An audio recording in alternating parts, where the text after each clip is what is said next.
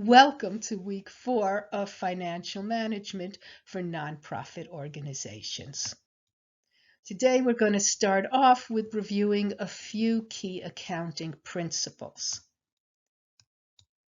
The first one involves the term to recognize.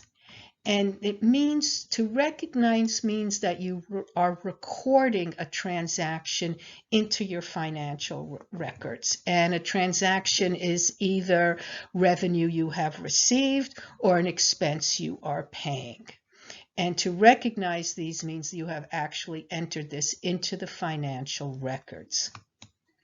And the primary issue around recognizing revenue and expenses is the timing of when you recognize them. And this leads us to the principle of accrual-based accounting. In accrual-based accounting, you record your expenses and your revenue when they are actually incurred, regardless of when cash is exchanged. You recognize your revenue, you recognize your expenses when the services have been occurred, not when payments have been made or received. So it's all about the timing. Let's start with revenue. Very often a nonprofit is going to perform the service, it's going to do the work, and then later the grant is going to pay for that service. Other times the nonprofit's going to receive a grant, but the work is to be done over the subsequent months or at some future time. Regardless, the revenue must be attributed to the time the service was performed, not when the payment was received. That's called accrued revenue. So you get a grant in the mail for 1 month, but you've done the service in another month. It is recorded, it is recognized the month the service was performed. And it's the same with expenses. Generally, an organization is going to incur an expense like payroll, utilities, purchases, and you'll be billed for them later. Even payroll, you make your payments and payroll after the end of that pay period. But in accrual-based accounting, you record that expense when it occurred, when the people did the work on your personnel, when the utilities were used. And you record it then rather than the following period when it's going to be paid. That's accrued expenses.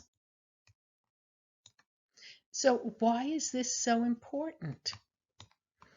Well, it's absolutely necessary that the organization be scrupulously consistent in how it recognizes cash in and cash out.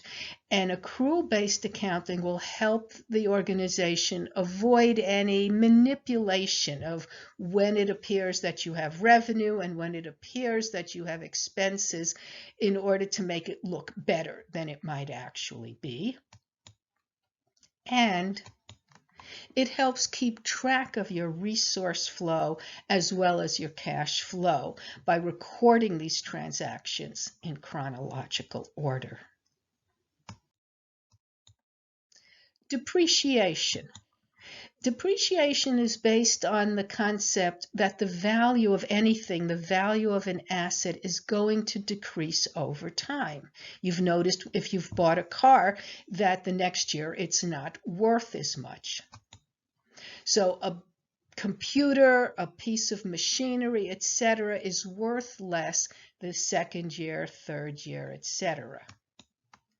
So this monetary reduction in value, called the replacement cost, is built in over the life of this asset, not just at the time you've purchased it. It's easier if we discuss it as an example. Say your nonprofit buys 10 new computers.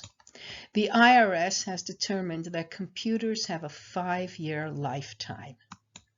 So you only have to record part of that total expense for the 10 new computers at the time that you purchase them. The balance of that expense will be recorded as an expense over the subsequent 4 years.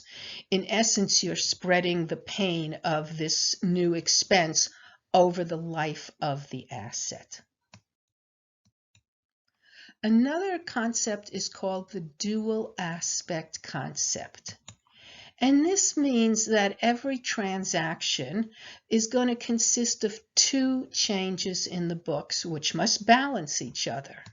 For example, if an organization buys a building outright for $500,000, their cash account is going to be reduced by $500,000, and their fixed assets are going to increase by $500,000. The Financial Standards Accounting Board has standardized nonprofit accounting reporting.